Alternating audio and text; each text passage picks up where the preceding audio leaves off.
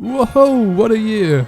Okay, I knew I'd played a lot of games this year, but it wasn't until I really started to make preparations for this video that I realised just how many this was. The quality of games I played this year was incredibly high. In my opinion, it was the best year we've had in terms of new releases since 2017.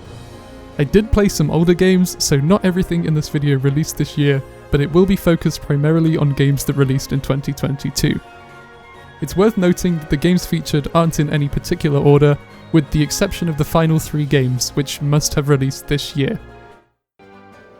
Kirby and the Forgotten Land, oh my. What an incredible triumph for Kirby's first full game in 3D. The glorious colour palette, unique spin on the traditional Kirby gameplay, and beautiful musical score. It may have been a forgotten land, but I really hope we get more Kirby games like this, and it doesn't get forgotten.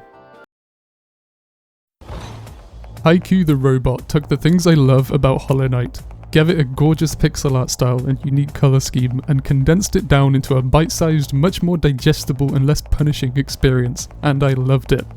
It certainly doesn't reach the highs of Team Cherry's Metroidvania masterpiece, but it was a great time nonetheless. Time on Frog Island was a cozy little game with no dialogue, all about exploring an island and trading items with froggy islanders. It wasn't very long, with not much replay value, but what a chilled out time this was. Cozy gamers like myself should sit back with a mug of hot chocolate and have a good time with this. ZeroRanger didn't release this year, but I really started to get into bullet hell games, and I'm so glad I played through this shoot 'em up. I'm not exactly experienced with shmups, but I do think I'm pretty good at bullet hell games, and this one was pretty challenging, but not crushing, with an absolute bop of a retro-infused soundtrack.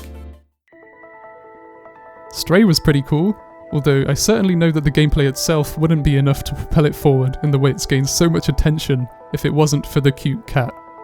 A good time for what it was, and if you love cats, you'll find a lot of enjoyment here. Souldiers had quite a rough ride when it released, with numerous bugs on console versions and an incredibly high level of difficulty on the standard setting, but I played on PC and I absolutely loved it. A very well made and lengthy Metroidvania, with beautiful pixel art and incredibly challenging boss fights and enemy encounters. Highly recommended if you like challenging 2D side-scrollers. Pokemon Legends Arceus was such a wonderful start to the year for Nintendo. What a pleasant surprise this was. This game pushed Pokemon in a direction we'd never really seen before, and it truly innovated on a series that was starting to grow stale. Pearl was the first Pokemon game I played, so I have a soft spot for the Sinnoh region and its inhabitants, and I loved roaming around and catching Pokemon in a way that never really we had the chance to before. Tunic, wow.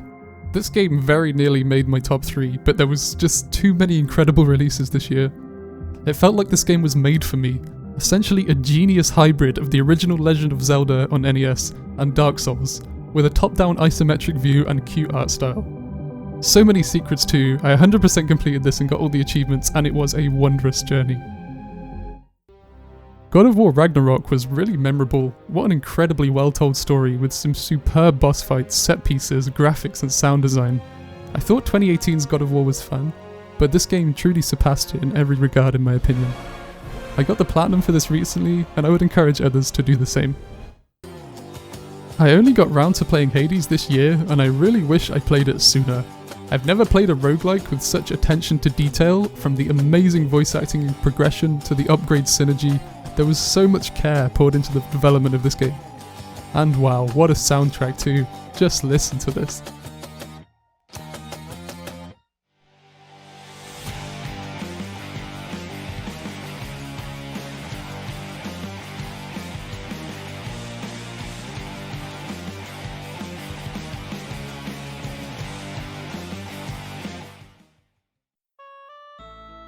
Archvale was really fun, a nice twin-stick bullet hell with a Zelda-style overworld. I loved this one, and it was really satisfying to 100% complete too.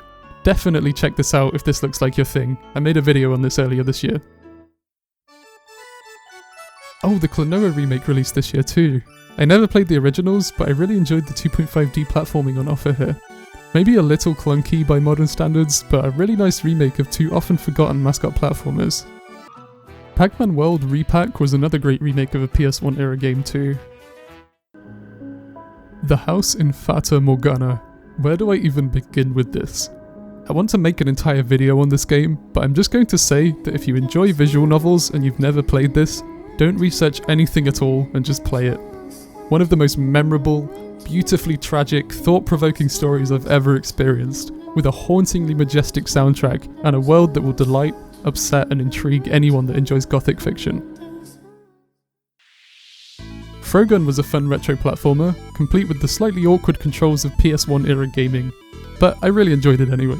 If this looks like your thing, it definitely deserves your attention.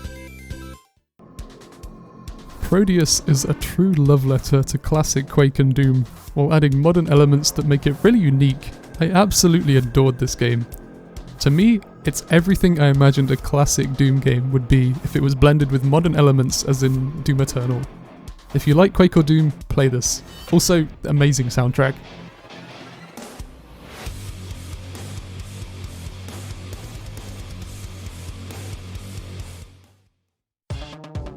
Neon White was really fun too. Another great but very different soundtrack, with some super satisfying and really fast-paced first-person gameplay, much like Prodeus mentioned previously.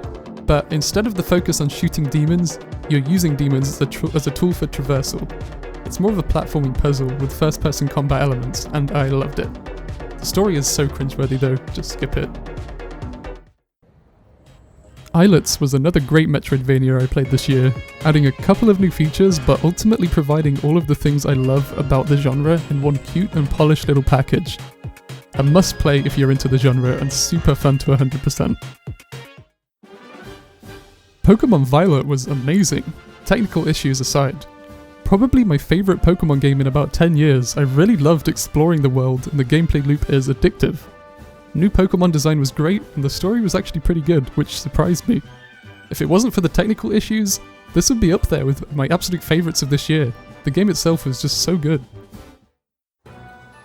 Little Noah, Scion of Paradise was a very unique 2D roguelite. I enjoyed this game a lot. Perhaps a little repetitive compared to the infinitely replayable hallmarks of the genre, but the combat was really cool with some nice synergies. Well worth playing if you like 2D action games. Okay, on to the final three. The first of these is Cuphead and its DLC. This probably comes as no surprise if you've played it. The base game and the DLC are both incredible, and the DLC provides such a magnificent accompaniment that it feels like a true extension to the already amazing base game rather than an add-on. High level of challenge with a gorgeous hand-drawn and animated art style, akin to a traditional cartoon, with a high skill ceiling without being crushingly difficult if you're used to 2D games. I got the S rank on every single boss in the game, and I would do it all over again. Don't let the high difficulty put you off. I think everyone that plays games should play Cuphead. Another very challenging game, Elden Ring. This game recently won Game of the Year at the Game Awards, and for very good reason. This was easily the game I put the most hours into this year. I got every single achievement on Steam, and I loved every second of it. I wasn't super into Soulsborne games before playing Elden Ring, but I'm now going back and playing all of them after loving this game so much. Incredible world design, a huge variety of viable character builds, intense combat, superbly intimidating boss design. Just an outstanding experience from beginning to end. Truly revolutionized open world game design that hasn't been seen since Zelda Breath of the Wild 5 years ago. And finally, quite a different vibe from the previous two, is Tinykin. A truly outstanding 3D platformer collectathon that impressed me with its perfect level design, secrets and collectibles. Responsive controls, varied areas to explore, and a unique Pac-Man-inspired mechanic elevated this game to be the most memorable game I played this year. I've recently made a video on why I love this game so much, so go check that out if you haven't already. I'll leave a link in the description. That sums up the best games I played in 2022. These are all my opinions though, so I'm sure everyone watching this will have their own opinion, and I would love to hear these in the comments. Let me know all of your favourite games of this year. I do want to add that I haven't yet played Xenoblade Chronicles 3. I plan on playing it in the next few months, and I would bet that that game would have made it in here if I had played it based on what I'm hearing about it. Thank you so much for watching all the way to the end of the video. Please do give it a like if you enjoyed the video, and most importantly subscribe, it really helps me out. Have a wonderful day, and I'll see you all soon.